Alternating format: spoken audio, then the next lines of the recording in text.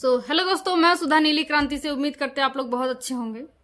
आज मैं ऐसे टॉपिक पे बात करने वाली हूँ जो कि बहुत निंदनीय है और हमारे देश के जो प्रधानमंत्री नरेंद्र मोदी जी हैं, जिनके हाथ में हमारे देश की गरिमा सौंपी गई है, उनका जुबान पे कंट्रोल नहीं है, क्योंकि उनकी नज़र में विपक्षी पार्टी के साथ साथ हमारे देश का युवा भी नक्सली हो गया है।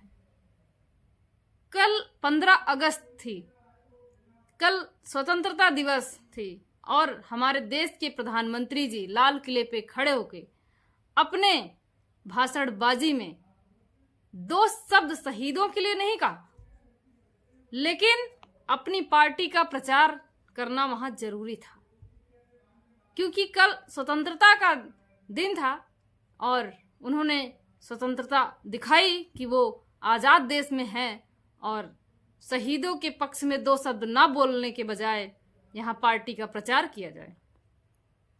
और हमारे देश की इतनी बड़ी विडंबना है कि हमारे प्रधानमंत्री के जुबान पे कंट्रोल नहीं है। वो ऐसी ऐसी भाषा का उपयोग कर रहे हैं। अब तक तो ये विपक्षी पार्टियों को नक्सली, अर्बन मानसिकता क्या क्या बोलते थे, लेकिन आज ये हमारे देश के युवाओं को भी बोल रहे हैं इनडायरेक्ट।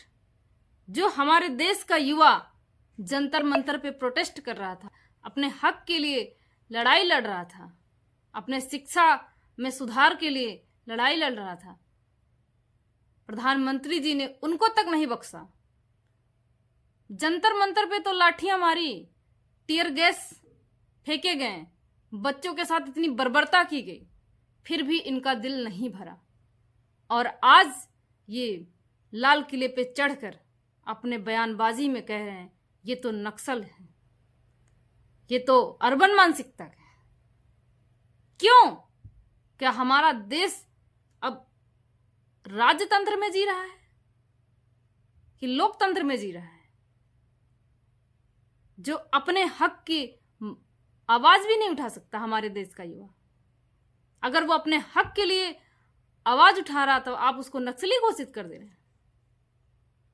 मतलब आप कहना चाहते हैं कि आपकी पार्टी सिर्फ जो करती है वो देश के हित में कर रही है, जो अदर पार्टियां हैं वो देश के हित में काम नहीं कर रही हैं।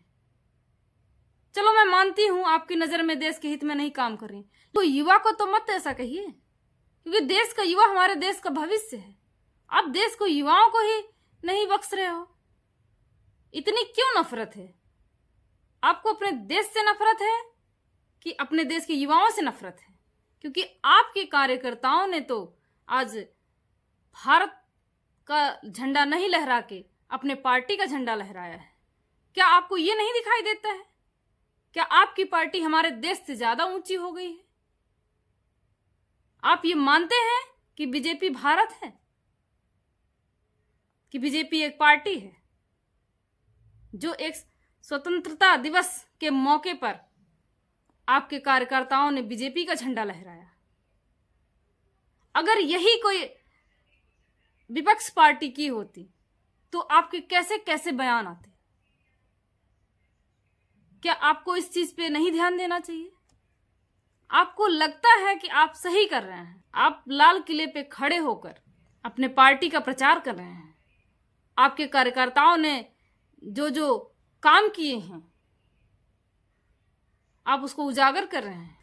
आप भारत को किस नर्क की खाई में झोंक रहे हैं? क्या आपको नहीं लगता है कि इस पर मंथन करना चाहिए आपको? आप वैसे तो सबके मन की बात करते हैं। आपने कभी युवाओं की मन की बात की? आपने कभी किसानों की मन की बात की? आपने कभी गरीबों की मन की बात की?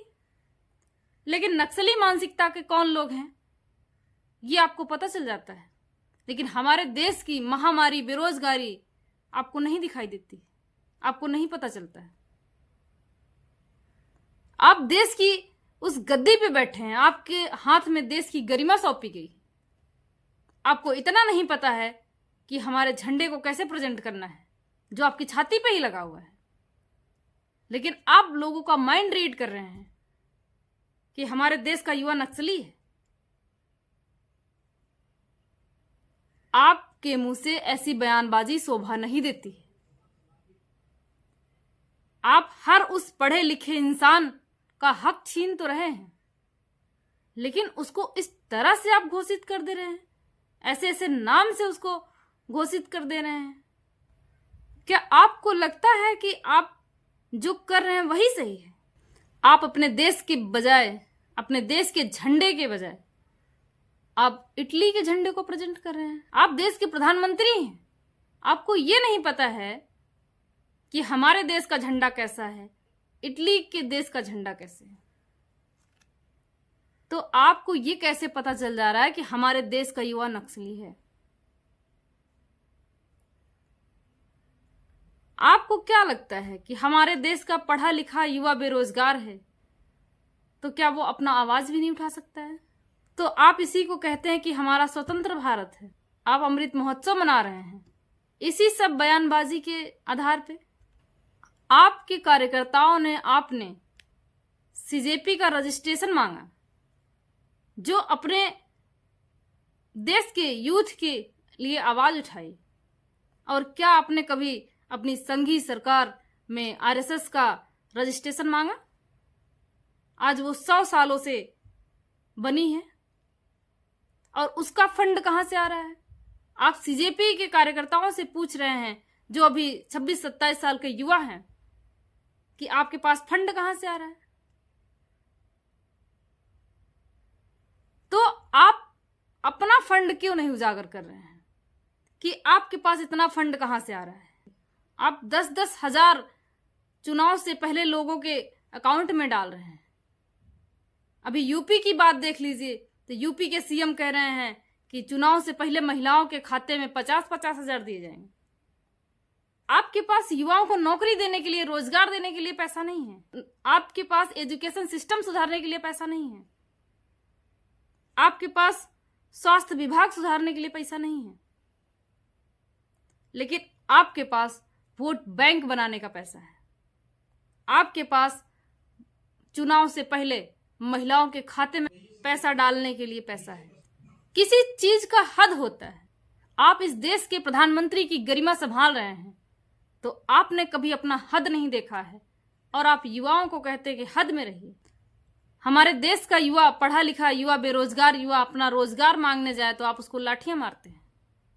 फिर आप कहते हैं कि आप लिमिट क्रॉस कर रहे हैं। जैसे जैसे आपकी बयानबाजी हुई है, जैसे जैसे आपने भाषण दिए हैं, जैसे जैसे शब्द आपने उपयोग किए हैं अपने बयानबाजी में, क्या इसका कोई लिमिट नहीं है? क्या इसका कोई दायरा आपने बनाया है? आपको मेरी बातें बहुत चुभ रही होंगी, लेकिन ये आपकी सच्चाई है। मेरे पास ऐसी बहुत सारी बातें हैं करने के लिए, लेकिन मैं इसी के साथ विदा लेती हूँ। जय भीम, जय संविधान, जय भारत, नमो बुद्धाय।